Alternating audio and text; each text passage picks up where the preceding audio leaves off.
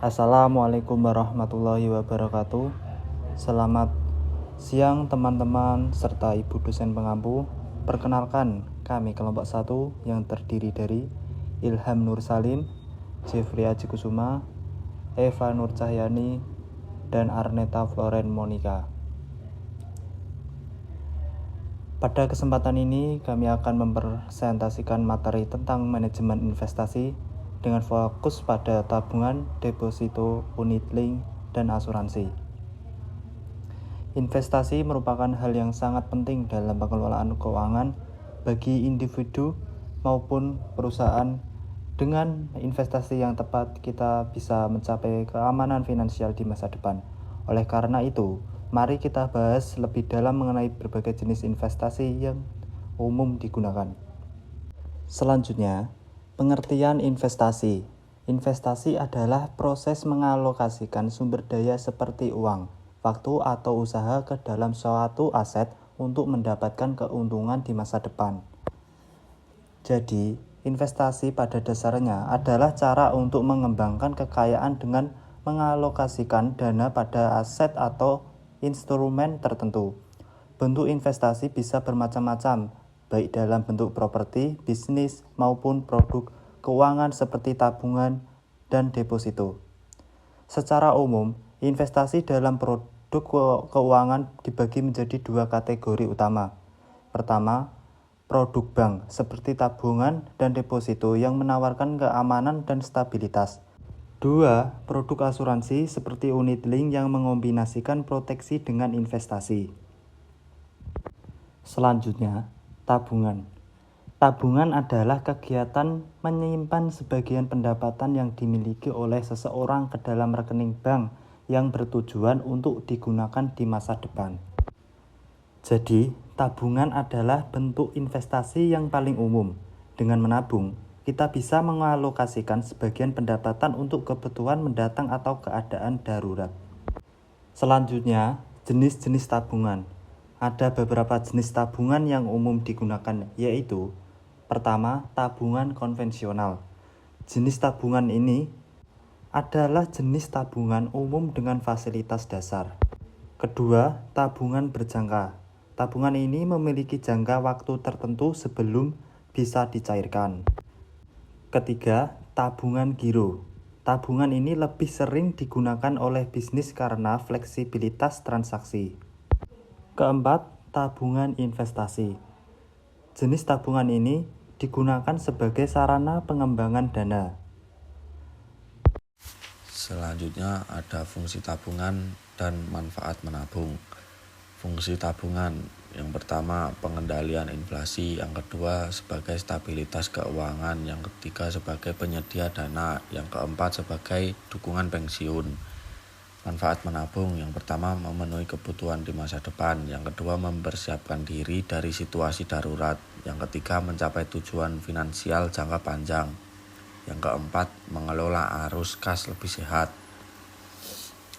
Pengertian deposito. Deposito adalah produk simpanan dari bank bagi individu atau perusahaan yang pencairannya hanya dapat dilakukan pada jangka waktu tertentu.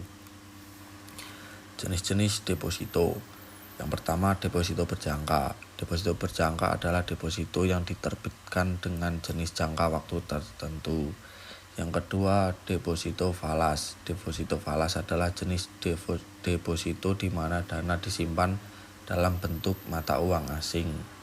Yang ketiga, deposito on call. Deposito on call adalah deposito yang berjangka waktu minimal 7 hari dan kurang dari 1 bulan. Yang keempat, deposito syariah. Deposito syariah adalah deposito yang sesuai dengan prinsip-prinsip Islam. Yang kelima, sertifikat deposito. Sertifikat deposito adalah simpanan pihak lain dalam bentuk deposito yang sertifikat bukti penyimpanannya dapat dipindah tangankan. Selanjutnya yaitu ada resiko deposito, ada 5. Yang pertama, resiko inflasi. Deposito bisa terpengaruh inflasi karena bunga yang diberikan mungkin lebih rendah dari tingkat inflasinya. 2. Risiko penalti. Nasabah yang mencairkan dana sebelum jatuh tempo biasanya dikenakan penalti. 3. Risiko penghapusan bunga. Beberapa bank menetapkan ketentuan penghapusan bunga yang sudah didapatkan jika deposito dicairkan sebelum waktunya. 4. Risiko suku bunga. Jika suku bunga pasar naik, nasabah mungkin bisa mendapatkan keuntungan dari suku bunga yang lebih tinggi. 5. Risiko kegagalan bank. Meskipun jarang terjadi, ada kemungkinan bank tempat nasabah menyimpan deposito bisa terjadi kegagalan. Kemudian, pengertian asuransi. Asuransi adalah bentuk pengalihan risiko dari tertanggung kepada pihak menanggung dengan membayar sejumlah premi, di mana jika terjadi kerugian akibat dari ketidakpastian, maka pihak penanggung akan memberikan ganti rugi kepada tertanggung. Jenis asuransi ada 2, yaitu asuransi kerugian dan asuransi jiwa. Asuransi kerugian terdiri dari asuransi kendaraan bermotor, asuransi kebakaran, asuransi properti, dan asuransi laut. Yang kedua ada asuransi jiwa, yang terdiri dari asuransi jiwa berjangka, asuransi jiwa seumur hidup, dan asuransi unit link. Selanjutnya yaitu unit link. Unit link adalah produk asuransi jiwa yang menggabungkan antara investasi dan asuransi. Produk asuransi jiwa yang dibayarkan nasabah dibagi menjadi 2 bagian, yaitu 1. Bagian asuransi untuk memberikan perlindungan jiwa dan kesehatan. Yang kedua, bagian investasi diinvestasikan ke instrumen keuangan seperti saham dan obligasi yang hasilnya dapat dinikmati oleh nasabah. Selanjutnya ada risiko unit link. Yang pertama risiko pasar, nilai investasi dapat naik atau turun tergantung dari kinerja pasar. Yang kedua, biaya yang relatif tinggi. Biaya yang dimaksud antara lain biaya administrasi, biaya asuransi, dan biaya pengelolaan investasi yang dipotong dari premi. Yang ketiga, tidak dijamin keuntungan. Tidak ada jaminan keuntungan yang pasti karena terkait kinerja investasi. Selanjutnya ada keunggulan unit link. Yang pertama ada perlindungan dan investasi sekaligus. Produk asuransi unit link memberikan perlindungan asuransi sekaligus peluang investasi. Produk ini dapat memudahkan kita untuk melakukan perencanaan keuangan jangka panjang. Yang kedua, ada pengelolaan profesional.